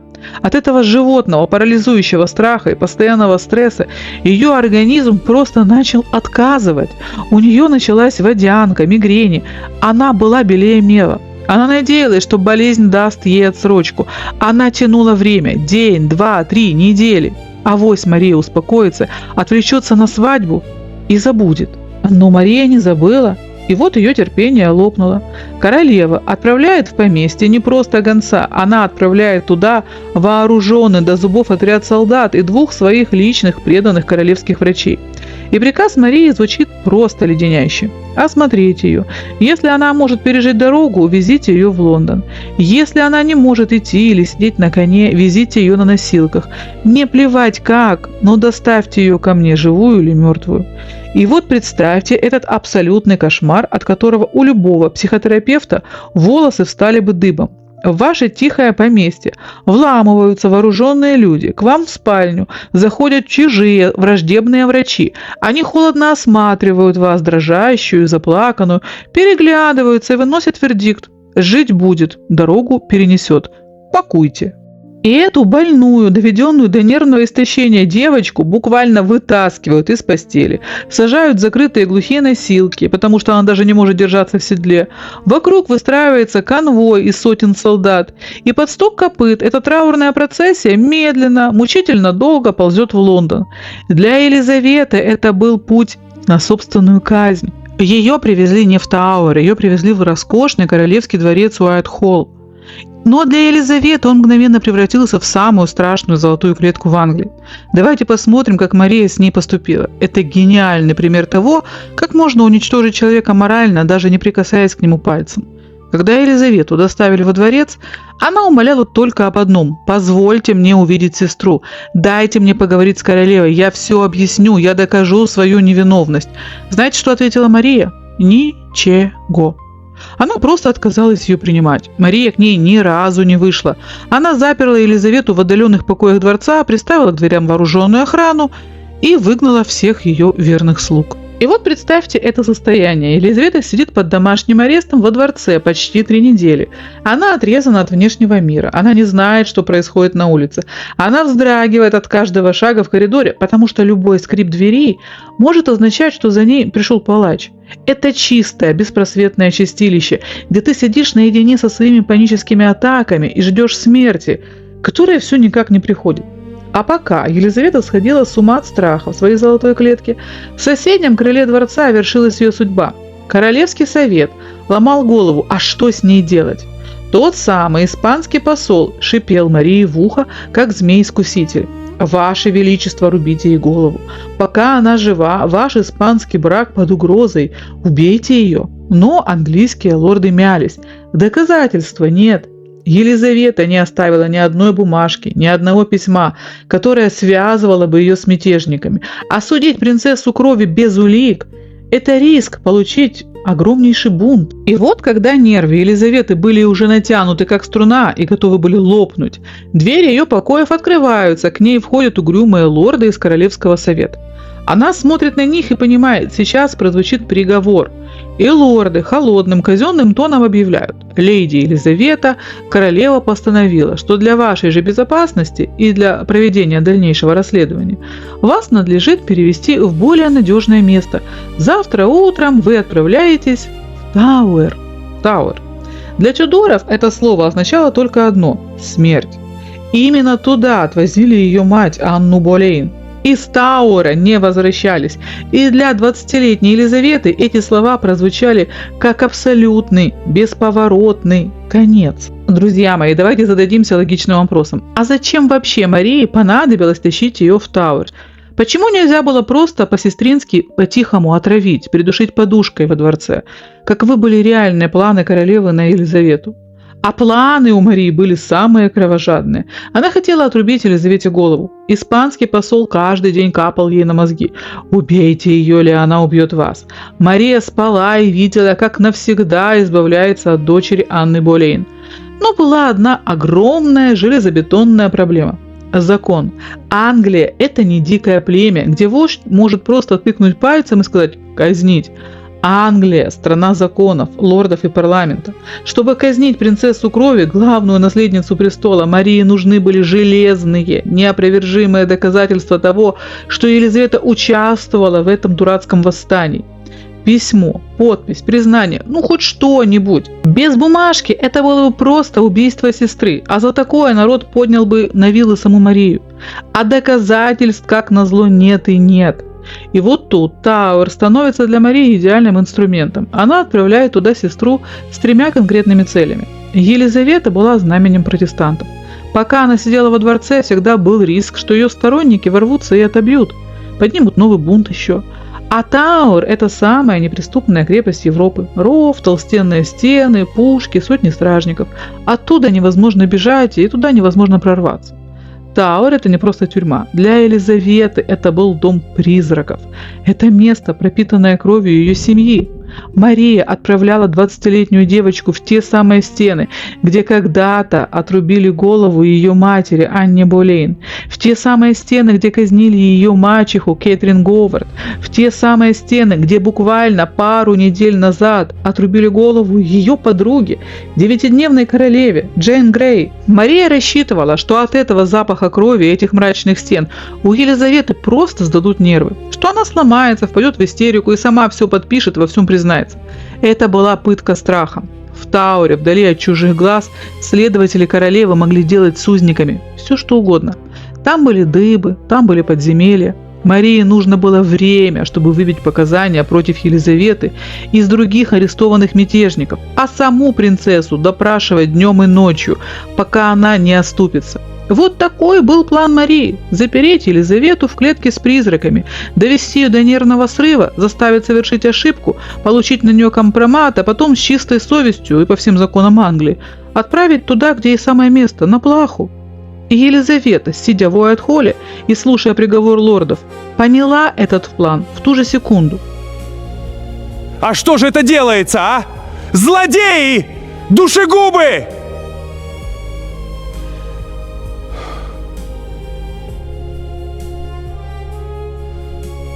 Что за жестокость? Кто вас вообще учил таким зверствам?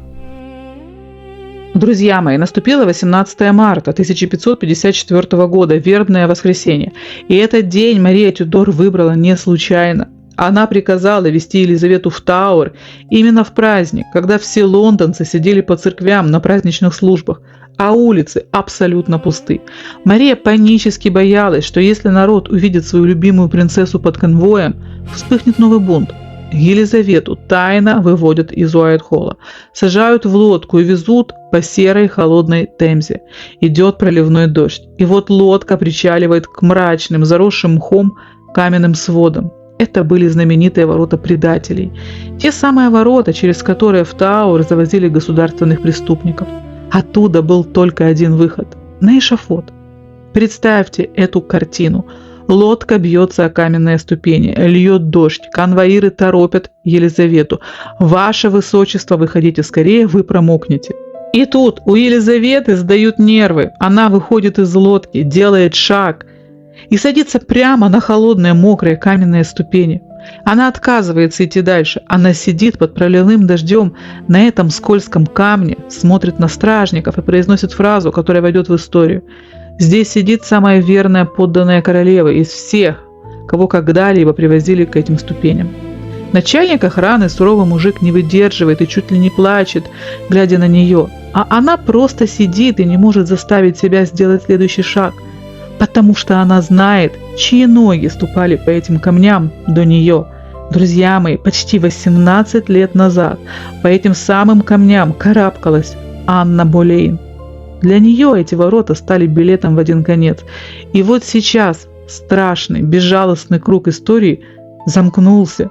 На этих же ступенях сидит дочь Анны Болейн.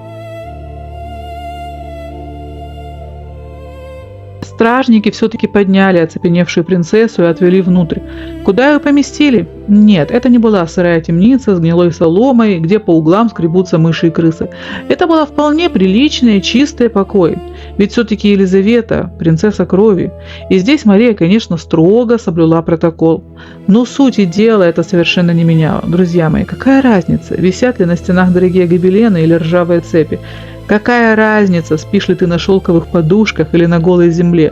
Хоть это королевский покой, хоть это грязная тюремная яма, выход отсюда был только один – на плаху. Пусть в этой комнате горел камин, но по сути это была камера смертников, и Елизавета осталась в ней наедине со своими страхами, вздрагивая от каждого шага в коридоре и ожидая, когда за ней придет палач.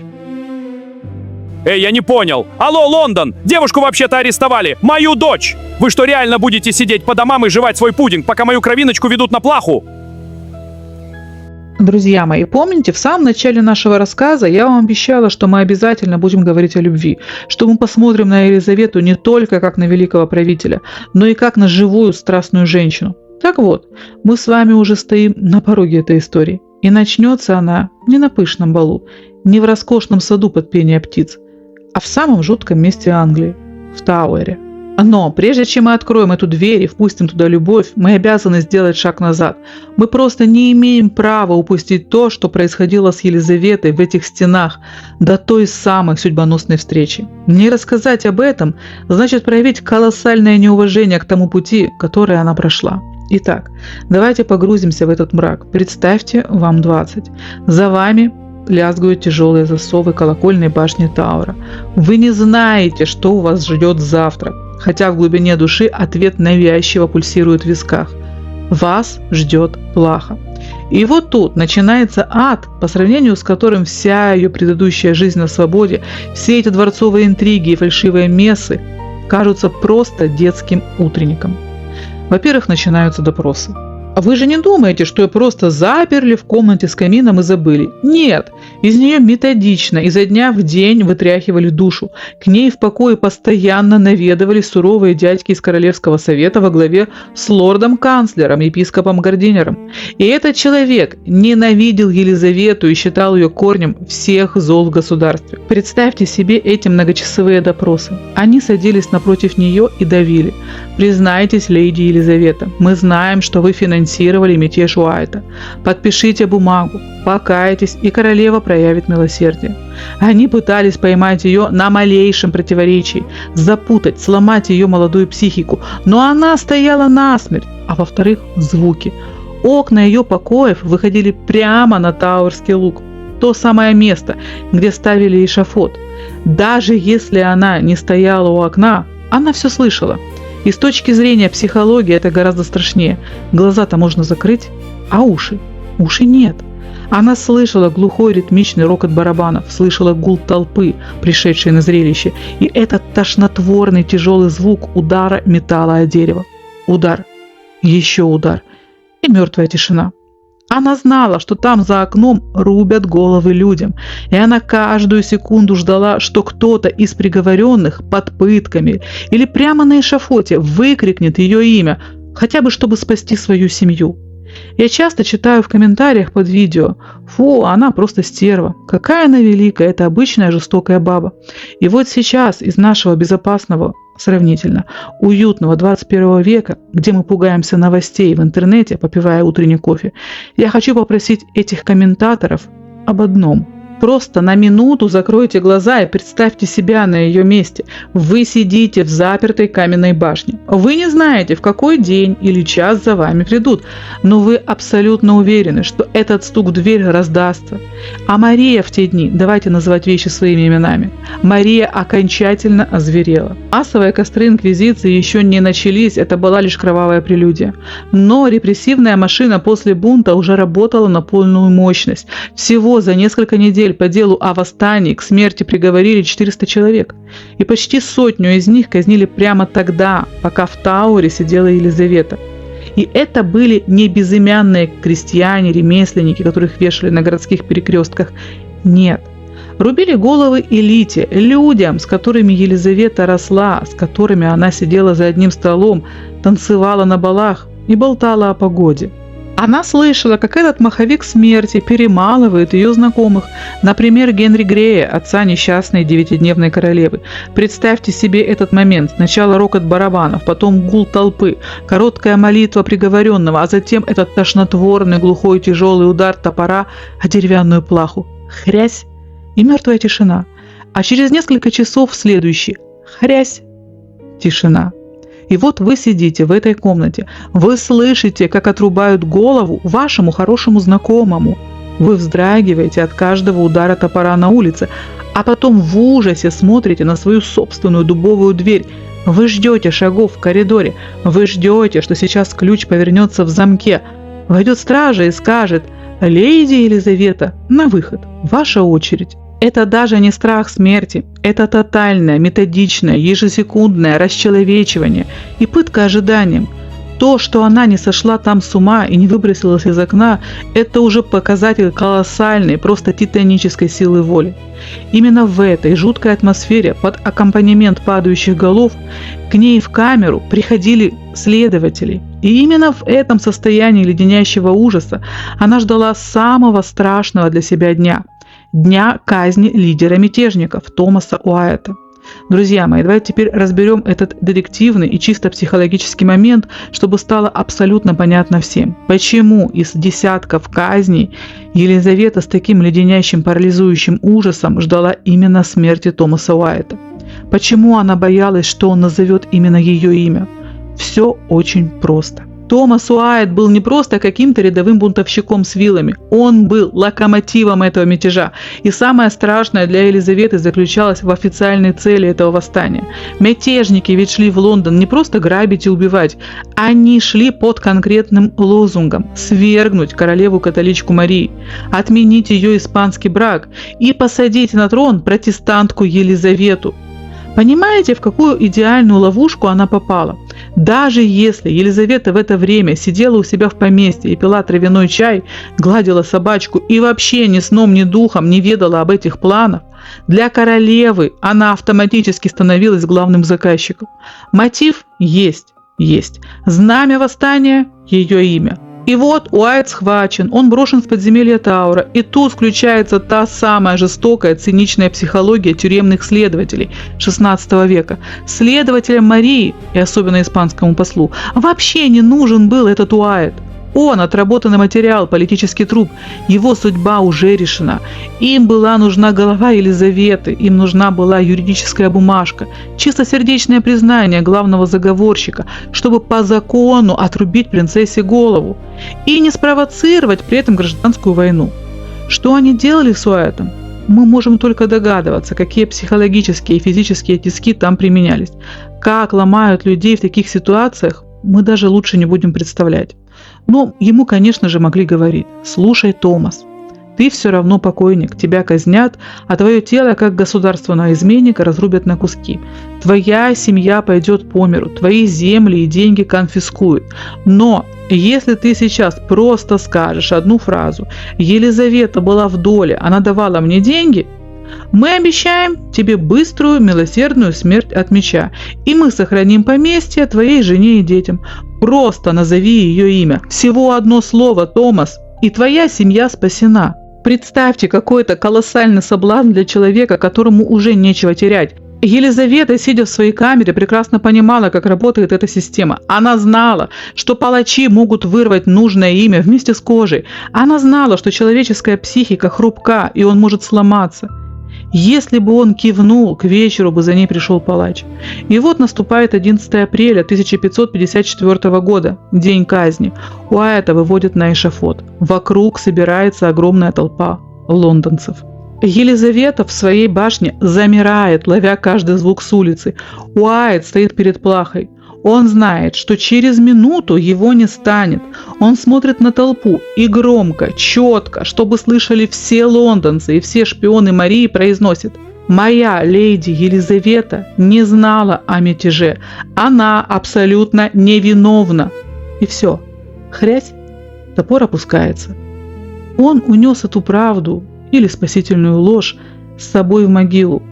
Он не продал ее, даже стоя на краю бездны. Друзья мои, но прежде чем мы перейдем к тому, что было дальше, и прежде чем я вам опишу одну невероятно важную, судьбоносную встречу для Елизаветы, я просто обязан рассказать вам одну деталь, прямо-таки мистическую, жуткую деталь, которая потрясающе характеризует Марию Тюдор как человека невероятно мстительного. Напомню, на дворе апрель 1554 года, 11 апреля, казнят Томаса Уайта. И вот в эти дни самого кромешного ада, пока Елизавета сидит в башне и ждет, что за ней придут, она настолько уверена в своей неминуемой смерти, что передает лордам ту самую леденящую душу просьбу. Она просит, чтобы ей привезли не английского палача с его тупым мясницким топором, а выписали профессионала из Франции с двуручным мечом. Помните нашу историю про Анну Болейн? Мы с вами очень подробно рассказывали об этом французском палаче, который одним взмахом прервал жизнь ее матери. Елизавета, находясь в абсолютном отчаянии, уже заказала себе такой же финал. Но происходит казнь. Уайт не назвал ее имени. И Мария понимает, что она уперлась в бетонную стену. Но казнить принцессу крови без единой улики невозможно. И вот тогда Мария, скрипя сердце, подписывает бумагу, распоряжение о том, что Елизавету надлежит вывести из Тауэра. Нет, конечно же, не отпустить на все 4 стороны, а перевести под строжайший домашний арест в дальнее поместье. Но знаете, как это будет сделано? Приказ-то был готов, но Марии было мало просто выгнать ее из тюрьмы. Королева сделала так, чтобы Елизавету придержали в этой камере смертников. Вывести ее из Тауэра приказали в абсолютно конкретный сакральный день, 19 мая. Напомню, 19 мая – это день казни Анны Болейн. Это был финальный ядовитый плевок Марии, которая словно сказала: «Я не могу тебя убить, но ты навсегда запомнишь, чья ты дочь и где сдохла твоя мать». Но это будет в мае, а мы с вами возвращаемся в те самые апрельские дни, когда Томас Уайт уже обезглавлен, а Елизавета все еще заперта в своей башне, измученная, потерявшая счет времени, не знающая еще о том, что ее в итоге не казнят. Друзья мои, а теперь о главном. Вы же понимаете, что весь этот круглосуточный парализующий кошмар просто не мог не сказаться на здоровье принцессы. И Елизавета начала задыхаться, падать в обмороки. И поверьте, это уже было не притворство. Я думаю, любой из нас на ее месте терял бы сознание точно так же, если не хуже. Комендант Тауэра не на шутку испугался. Многие сейчас могут сказать: «Ой, да подумаешь, отравили бы ее по-тихому или заморили голодом в камере, делов-то». Друзья мои, выбросьте эти бульварные романы. В реальной истории 16 века это так не работало. Заморить принцессу кровью в тюрьме или убить из-под тишка – это гарантированный народный бунт. Это было в 100 раз хуже любой официальной казни. С точки зрения короны, Елизавета должна была либо взойти на плаху по решению суда, либо оставаться живой. Третьего не дано. И вот, испугавшись, что девчонка просто умрет у него на руках от истощения и нервного срыва, комендант идет на уступку. Ей разрешают выходить на свежий воздух. Но, пожалуйста, не представляйте себе романтичную прогулку по саду с томиком стихов и сидением под раскидистым деревом. Нет, это была тяжелая, угрюмая прогулка по крепостной стене под плотным конвоем суровых стражников с алебардами, которые дышали ей прямо в затылок. И вот представьте себе эту картину. Один из серых, зябких весенних дней. Наша измученная, уставшая принцесса медленно бредет по каменной стене. В ее голове гудит от страха, она ждет смерти, но при этом жадно глотает этот холодный свежий ветер, возможно, последний в ее жизни. Она доходит до того места, где стена упирается в соседнюю мрачную башню. И вдруг она случайно поднимает глаза. В узком, зарешетчатом окне этой башни стоит человек. Елизавета замирает. Она не слышит ни окриков конвоя, ни шума ветра, они просто смотрят друг на друга. И в глазах этого узника она вдруг видит свое прошлое. Она видит свое детство. Да, не самое счастливое, но в нем был он, ее друг. Тот самый дерзкий, вечно смеющийся мальчишка, с которым они вместе учили латынь, с которым гоняли на лошадях. Неужели это он здесь, в этой камере смертников? Он смотрит на нее, она смотрит на него. И в эту секунду стены Тауэра словно исчезают. 2 человека, от которых отвернулся весь мир. 2 человека, чьи семьи уничтожены, а их собственные жизни висят на волоске. Они стоят на самом краю могилы и вдруг находят в глазах друг друга ту самую соломинку, за которую можно ухватиться, чтобы не сойти с ума. Вот так, друзья мои. Не на пышном королевском балу, не в роскошных садах под звуки лютни, а в абсолютной кромешной безнадежности и отчаянии началась эта история.